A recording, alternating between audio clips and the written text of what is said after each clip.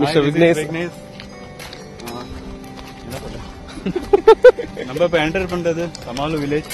இது வந்து சுனாமிக்கு முன்னாடி இருந்த ஒரு நல்ல ஃபிளரிஷ்டான வில்லேஜ். அப்ப நல்லா இங்க நிறைய பேர் இருந்தாங்க, மக்கள் நிறைய பேர் இருந்தாங்க. இப்ப பாக்குறது ஆக்சுவலா இந்த ஆஃப்டர் காலனைஸ் ஆன பிறகு உள்ள வீடு. இது வந்து அவங்க ட்ரெடிஷன் வீடு. ஆக்சுவலா ப்ரீவியஸ் அவங்க ஏஷியன் பீப்புள்ஸ் வந்து ஹட் டைப்ல இருந்து செஞ்சு வச்சிருந்தாங்க. பட் அது கொஞ்சம் நம்ம லோக்கல்ஸோட அவங்க இம்பாக்ட் பண்ணதுக்கப்புறம் இந்த ஸ்டைலை மாற்றிட்டு இந்த மாதிரி கட்ட ஆரம்பிச்சாங்க. ஆஃப்டர் இது இந்த மாதிரி அவங்க வந்து பக்கா வீட கட்ட ஆரம்பிச்சாங்க ரோட்ல. பட் அவங்களோட கெட்ட நேரம் 2004 வந்து சுனாமி. அது அவங்களுக்காக நல்லதாக அமையல அந்த டைம். அப்போ வந்ததுல வந்து ஃபுல்லாகவே வாஷ் அவுட் ஆனதுல வந்து வீடுகளும் போனது, ப்ளஸ் இங்கே இருக்க பப்ளிக்கும் அந்த வாஷ் அவுட் ஆகிட்டாங்க. ஸோ அந்த மாதிரி ஆனதுல நல்லா இருந்த ஊர் அழிஞ்சிருச்சு. இன்னும் சற்று தூரத்தில் நம்ம நடந்து போனால் அப்போ இருக்க ஒரு ஃபேமஸ் சர்ச் இருந்துச்சு தமாலோடது. அது வந்து நம்ம முன்னாடி பார்க்கலாம்.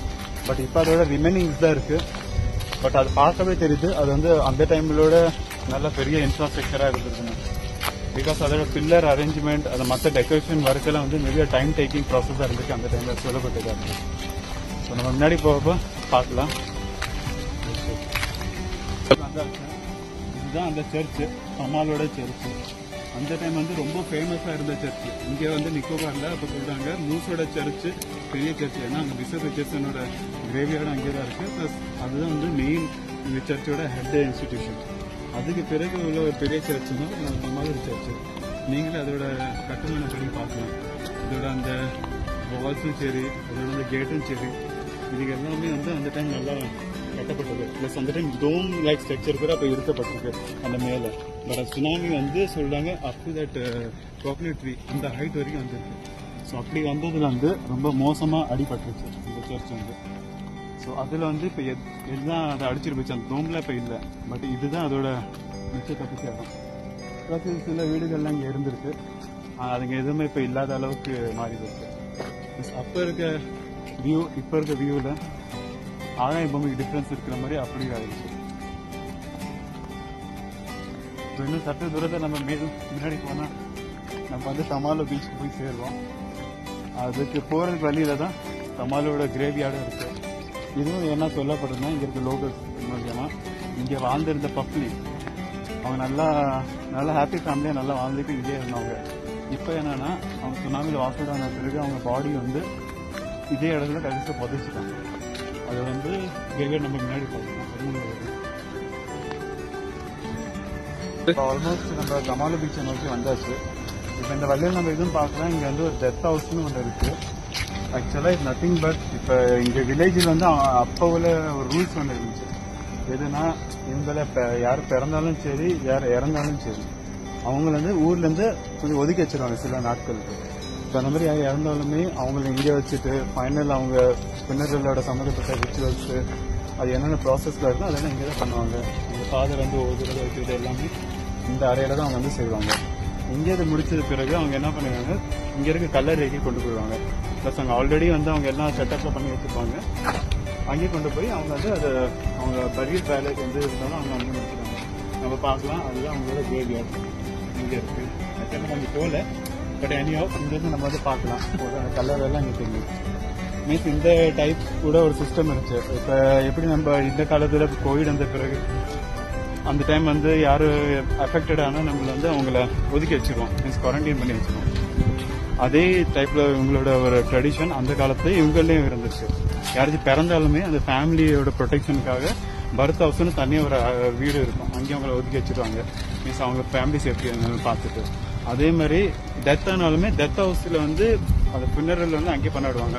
ஏன்னா மேபி ஏதாச்சும் நோயால் இறந்தாலும் வச்சாலுமே அதை அங்கேயோட ஏதாவது ப்ராசஸ் பண்ணி அதை அங்கேயே மீன்ஸ் அதை முடிக்கிற மாதிரி பஸ்டிக்குள்ள வந்து அலோவ் பண்ண மாட்டாங்க. ஸோ இந்த மாதிரி சில விஷயங்கள்லாம் இவங்களுக்கு அது ட்ரெடிஷனில் இருக்குது, கல்ச்சரில் இருக்குது. அது வேற எங்கேயும் நம்மளுக்கு பார்க்க கிடைக்காது. இந்த ஒன் அண்ட் ஒன்லி நம்ம நிக்கோபாரில் தான் பார்க்க முடியும். இப்போ நம்ம வந்துருவா தமாலோ பீச் நோக்கி வந்தாச்சு. இவ்வளோ நேரம் நான் உங்களுக்கு சேட் ஸ்டோரி இதெல்லாம் பற்றி சொல்லியிருந்தேன். ஸோ இப்போ நீங்கள் அதை ஜஸ்ட் மறந்துடுங்க. அடுத்து நம்ம போகிறது இப்போ தமாலோ பீச். இங்கே பீச்சஸ் வந்து நிக்கோபாரை பொறுத்த வரைக்கும் ரொம்ப அமேசிங்காக சூப்பராக இருக்கும். ப்ளஸ் வந்து ரொம்ப நீட்டாகவும் இருக்கும். இப்போ ஆக்சுவலாக சைக்ளோன் டைமில் என்னன்னா அக்கப்பக்கத்தில் இருக்க கண்ட்ரிஸோட குப்பை சில டைம் வாஷ் அவுட் ஆகி வந்துருக்கு. பட் அது போக நார்மல் டைம்லேருந்து இங்கே பப்ளிக்கும் க்ளீன் பண்ணி நீட்டாக வச்சுருப்பாங்க. ஏன்னா அவங்களும் அவங்க நேச்சருக்கு ஏற்ற மாதிரி அவங்களும் நல்லா இருக்கிறாங்க. மீன்ஸ் அது இந்த அளவுக்கு பொல்யூஷன் பண்ண விடாமல் அவங்க பார்த்துக்குவாங்க. நம்ம பார்க்கலாம் ஒரு நிறைய வீட்டில் படகு இருக்குது. ஆக்சுவலாக இதை வந்து அவங்க யூஸ் பண்ணாமல் இருப்பாங்க. பட் இப்போ சைக்ளோன் இருக்கனால அதை நிப்பாட்டி வச்சிருக்காங்க. ஏன்னா இங்கே இருக்க வெதர் ஃபோர்காஸ்ட் டிபார்ட்மெண்ட் வந்து மீனவர்களுக்கு கடலில் இறங்கக்கூடாதுன்னு ஒரு எச்சரிக்கை. அது போக இவங்கள இன்னொன்று ட்ரெடிஷன் என்ன இருக்குன்னா, இவங்க வந்து ஹோடி ரேஸ், எப்படி நம்ம கேரளாவில் அந்த படகு போட்டி பார்ப்போமே, இவங்களோட கல்ச்சர்ல அந்த ட்ரெடிஷன் இருக்கு. அந்த ஹோடியை நீங்க முன்னாடி பார்க்கலாம்.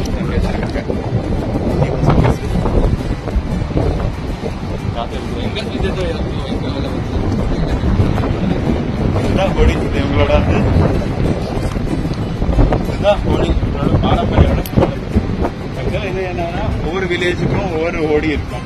அது வந்து அவங்க தலைமை ஹோடி மாதிரி சொல்லலாம். வில்லேஜுக்கு அவங்க கிராமத்தை வந்து எடுத்துக்காட்டுற மாதிரி இது அனைவரும் சின்ன ஹோடி படகு. இதோட இன்னும் பெரிய படகு இருக்கும். அது இவங்க அந்த பண்டிகை காலம், இவங்க அந்த ஹோடி ரேஸ் தான் அந்த பண்டிகை சொல்லுவாங்க. அப்போ வரப்பதான் அது வந்து இறக்குவாங்க. அது ஃபுல்லாக அவங்க ஊருக்கே ஒரு மரியாதை கொடுக்குற மாதிரி ஒரு பெரிய படகு. இது அது போக சின்ன சின்ன ஹோடி படகு இருக்கும். இவங்க மீன் பிடிக்கிறதுக்கு யூஸ் பண்ணுவாங்க. ஆனால் அந்த படகு வந்து அவங்க ஊருக்கு இன்டர் வில்லேஜஸ்க்கு வந்து போட்டி வைக்கிறப்ப வந்து அந்த படகு அப்பதான் எடுத்தாங்க. அது இப்போ நம்ம பார்க்க முடியாது. ஏன்னா அது வந்து மே மாதத்துல தான் அந்த அவங்களுக்கு அந்த பண்டிகை வரும், இந்த நிக்கோபாரிஸ் கம்யூனிட்டியோட. ஸோ நம்ம அந்த டைம் வந்து பார்க்கலாம். இப்போ வந்து நீங்கள் இதே பார்த்துக்கலாம். ஏன்னா இதே மாதிரி தான் அதை ரிப்ரசென்ட் பண்ணும்.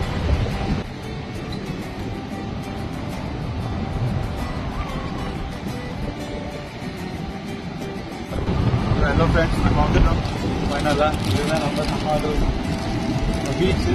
ஆனால் இப்போ ஆக்சுவலாக தண்ணி இறங்கி இருக்கு. ப்ளஸ் அந்த அளவுக்கு வியூ நம்மளுக்கு வந்து தெரியல. ஏன்னா இப்போ புயல் ஓடி இருக்கிற காரணத்தினால மேகங்களும் கூடி இருக்கு. அதனால கடலோட அந்த இயற்கை நேரம் நம்ம வந்து பார்க்க கிடைக்கல. ஸோ இது நம்மளோட பேட் லைஃப். ஸோ இன்னைக்கு நம்மளுக்கு பார்க்க கிடைக்கல. வெயில் காலத்து வந்து அழகாக ரசிக்கலாம் இயற்கையை. இப்படிப்பட்ட ஒரு புயல்லையும் ஒருத்தன் உள்ள போயிட்டு இருக்கான் பாரு, அவனை பத்தி என்ன சொல்லி பார்க்கலாம். அங்கே ஒரு ஆள் வந்து தண்ணியில் ஆக்சுவலாக மீன் பிடிக்கிறேன். ஸ்பெஷலி வந்து நம்ம எட்டுக்கால் மீன் சொல்லுவோம், ஆக்டோபஸ். அது வந்து one of the famous delicacy நிக்கோபாரில். மீன்ஸ் இந்த மாதிரி ஷாலோ வாட்டரில் இந்த மாதிரி கல் கூடி இருக்கிற டைமில் தான் அது வந்து கிடைக்கும். ஸோ இந்த நிக்கோபாரிஸ் பீப்புள் வந்து மீன் பிடிக்கிற டைம்லேயும் நம்பர் 1. நம்ம லோக்கலோட கம்பேர் பண்ணால் எங்களுக்கு எல்லா ட்ரிக்ஸு, எல்லா வேஸு, எந்தெந்த மெத்தடு அதையெல்லாம் எப்படி வச்சு யூஸ் பண்ணி மீன் பிடிக்கலாம், எங்களுக்கு அந்த டேலண்ட் தான் இருக்குது. ஸோ அதை யூஸ் பண்ணி அவன் இந்த தண்ணியில் இருக்கான். ப்ளஸ் இங்கே நீச்சல்லையும் நம்பர் 1 எக்ஸ்பர்ட்டாக இருப்பாங்க. ஸோ எவ்வளோ பெரிய ஃப்ளட் இருந்தாலும் இது இருந்தாலுமே நீச்சல் அடிச்சுட்டு தெளிச்சிடுவாங்க. ஸோ அந்த அளவுக்கு டேலண்ட் இருக்குது. நம்ம பார்க்கலாம். ஆக்சுவலாக நம்ம சேலட்ருக்கு போக நம்ம பயப்படுவோம், பட் அவங்க பயப்பட மாட்டாங்க. இதுதான் ஒரு சின்ன ஒரு டிஃப்ரென்ஸ் நம்மளுக்கு அவங்களுக்கு. ஒரு ஸ்ட்ரக்சர் பார்க்க கிடைக்குது கடலில். இங்கே வந்து சுனாமிக்கு முன்னாடி லேண்ட்மார்க் இருக்குது. ஆக்சுவலாக லேண்ட்மார்க்குன்னு நம்மளுக்கு தெரியும். ஒரு கப்பல் வந்து ஒரு ஊரை நோக்கி பயணம் பண்ணப்போ வந்து அவ்வளோ இந்த பீச் ஆகிற கட்டம் வரப்போ வந்து அது லேண்ட்மார்க்கில் ஒரு விஷயம் வந்து கடலில் பண்ணிப்பாங்க. அது வந்து இண்டிகேட் பண்ணும், இது வரைக்கும் சேஃப் ஜோனு, இது மேலே போனால் பாறை இருக்கும், ஸோ இங்கேருந்து நீங்கள் பார்க்குவாங்கன்னு அது குறிக்கிற விதமான ஒரு ஸ்ட்ரக்சர் அது. ஆக்சுவலாக இது வந்து மலாக்கா ஜட்டிக்கு முன்னாடி இருக்கப்பட்டது. ஏன்னா மலாக்கா ஜட்டி நம்ம நேராக முன்னாடி பார்க்கலாம். அங்கே நம்ம தூரத்துல மேபி தெரியாது சரியா, பட் அங்கே தான் இருக்குது.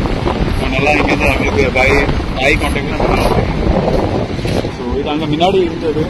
ஆனால் சுனாமி வந்ததில் நீங்களே அனலைஸ் பண்ணலாம் எங்கே வந்து கிடக்கு. ஆக்சுவலாக இது இருந்தால் டெப்த் இல்லை.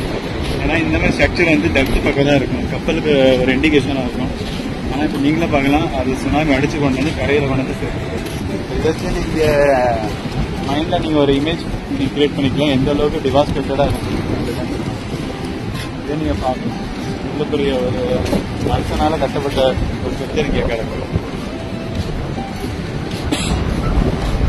ஆக்சுவலாக இன்னைக்கு தண்ணி வந்து இறங்கி இருக்கு, அதனால உங்களுக்கு வந்து நான் இந்த கரையில நான் நடக்க முடியும்.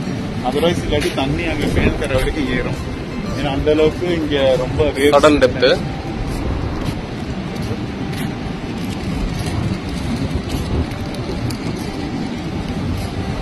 தண்ணி வந்து ஏறும்.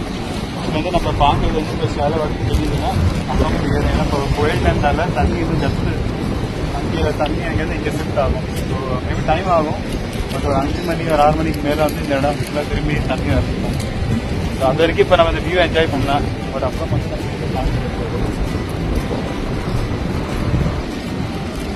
அந்த பக்கம் போனால் ஏதாவது பார்க்க கிடைக்குமா? அந்த பக்கம் இதே கடை தான். இதே எல்லாம் ये लैंडमार्क है हम लोग रात के टाइम में आइलैंड के बगल से बातें तो बत्ती जलते रहेगा ना वो पानी का जल वो चीज है सोचो वहाँ तो वाले यहाँ पड़ा हेलो गाइस பர்தர் பார்க்கலாம் அங்கே நம்ம சில மீனவர்கள் அது வாங்கி பார்த்துருக்கோம் சில கிலோமீட்டர் தூரம் நம்ம நடந்து வந்த பிறகு அவங்க சில ஆட்களை நம்ம பார்த்து நத்திங் பட் அவங்க ஸ்நார்கலிங் பண்ணிட்டு இருக்காங்க அவங்க கரையில என்ன பண்றாங்கன்னா அவங்க ஆக்சுவலா வந்து அக்டோபஸ் நான் சொன்ன 8 கால் மீன் அதை வந்து அவங்க ஃபிஷிங் பண்றதுக்காக வந்துருக்காங்க இந்த மாதிரி ஷாலோ வாட்டர்ல நம்ம வந்து அக்டோபஸ் பார்க்க கிடைக்கும் ஏன்னா அது வந்து கரையில கல்லுங்க மேல அது இவங்க எந்த அளவுக்கு எக்ஸ்பர்ட் எப்படின்னா 8 கால் மீன் வந்து நம்ம சொல்லுவோம் அது வந்து நேரத்துக்கு ஏற்ற மாதிரி என்வாயர்மெண்ட் கண்டிஷனுக்கு ஏற்ற மாதிரி நேரத்தை மாற்றணும் பட் இது என்னன்னா இது எங்களுக்கு நல்லா தெரியும் மீன்ஸ் அந்த அளவுக்கு இந்த ட்ரைப்ஸ் இந்த நிக்கோபார் பீப்புள்ஸ் அந்த அளவுக்கு இவங்க எக்ஸ்பர்ட்டா இருக்காங்க கடை மாறி இருந்தாலுமே அதோட சின்ன அசைவை வச்சு கூட அவங்க கண்டுபிடிச்சிருவாங்க இது அப்படிதான் நம்மளுக்கு வந்து அந்த விஷயம் நம்ம வந்து பண்ண முடியாது அந்த அளவுக்கு நம்ம டேலண்டாக இருக்கும் நம்ம பார்க்கலாம் ஒரு பையன் வந்து ஸ்மார்ட் பண்ணிட்டு இருக்காங்க இந்த இடத்துல வந்து இப்போ கல்பாறைங்க தெரியுது தண்ணியோட இங்கேருந்து இந்த மாதிரி இடத்துல நம்ம பார்க்கலாம்